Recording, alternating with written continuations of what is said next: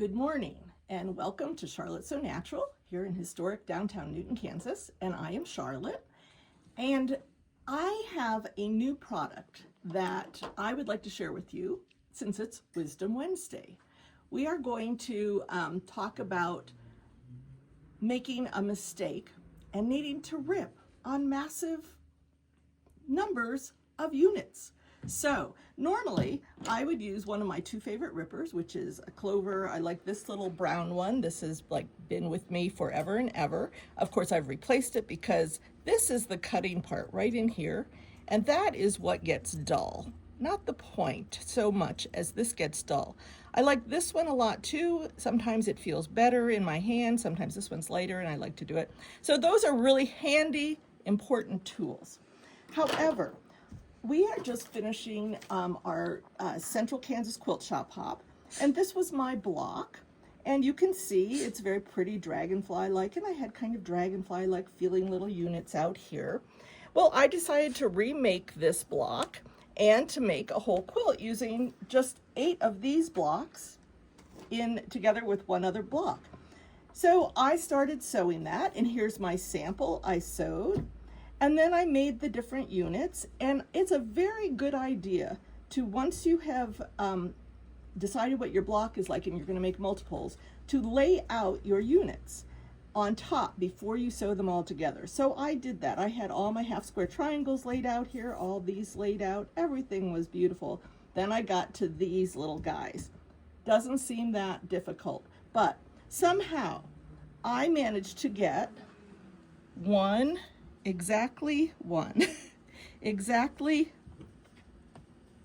2 units made correctly. And then I had cut all the rest of them, so I laid these on top. These are my squares, and these are my squares, and these are my half square triangles. And so I laid these on, and these are my half square triangles. And then I started watching a football game. So now, you know what happened.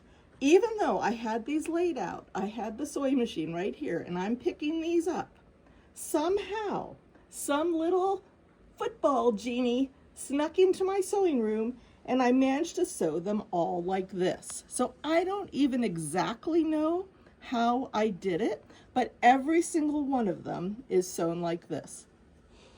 So I obviously am going to have to rip all of these. There are 8 blocks, so 8 times 4 is 32. I got 2 right, so that's about 30. Some of them weren't sewn yet, but I have like 20-something blocks to rip. So actually, I can't just rip them one direction. I have to rip them all apart so they're all like this again. So this morning, I started preparing to show you this demo because I decided I was going to use, brand new to us, it's been around for a little while, and that's the electric ripper from Galaxy. So this is like a battery operated. It's got a little switch. You hear the buzz. It's pretty lightweight. I like it. It's kind of bulky. It's not too lightweight. It has powered by a single AA battery. So that is the tool I'm going to use. Now, when I started setting this all up, I noticed one more problem. I really shouldn't have been working on this quilt during Shop Hop because when I picked this up, these units are not even laid out right yet. This guy goes in the center here, and these are facing the other way. So I'm going to have to rip everything. So let me just tell you what I am doing first. So this electric ripper is going to use the little cutting edges up here. It's like it's a barber's razor. Or that's what maybe it was something before it was a barber's razor. I don't know.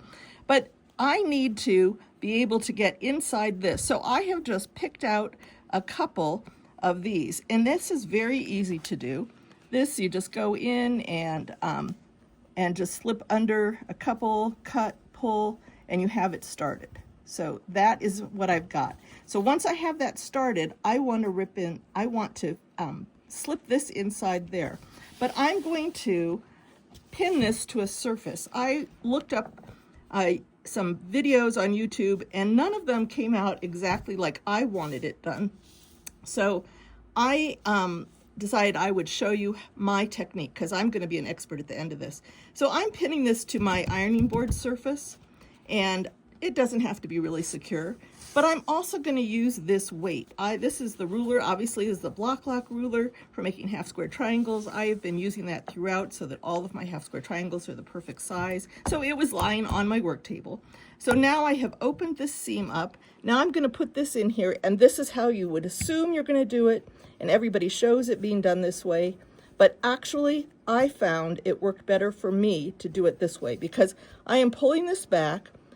Can you see those little white threads in there? There's little white threads in there. And the cutting edge is up on this side. It is not on the bottom. So I found that for me, it works better to run it through like this. And the ruler is holding it down. Oops, lose my grip. And if you like and you want to do it like this, you can. But see, for me, I am having a harder time getting it exposed to the thread.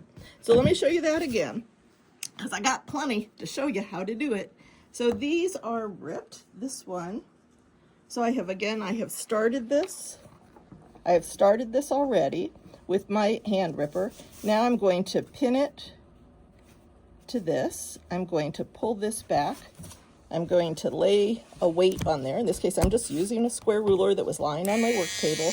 You could start like this and do this. For me, I just found that this worked better. So I can do this in pretty quickly. Turn it off. There. Now, I'll only be doing this for probably the next 5 or 10 minutes, and I will be able to unstitch the first seam of all my little 4-patch units. Then I have to go back and do these. So again, let me just show you what I'm doing here. I'm going to start with this. I'll just slip it under back about 3 or 4 stitches. I'll go on this side, I'll pull it up, and I'm going to start that. So then I will just pick this one up, and I'm going to unstitch like this, pull this back here, and now it's going to be started. So I'm going to be able to do these in pretty short order. So that's my tip of the day. Number 1, maybe you don't mix watching football and sewing complicated 4-patch. If they're too complicated, I probably should have pinned when I had them laid out. So even though I do a lot of sewing without pins, my tip of the day is use pins. If you screw up in mass quantity, use your electric ripper. We have these for sale in the store and online, so look for the link below, and we will see you soon. Bye.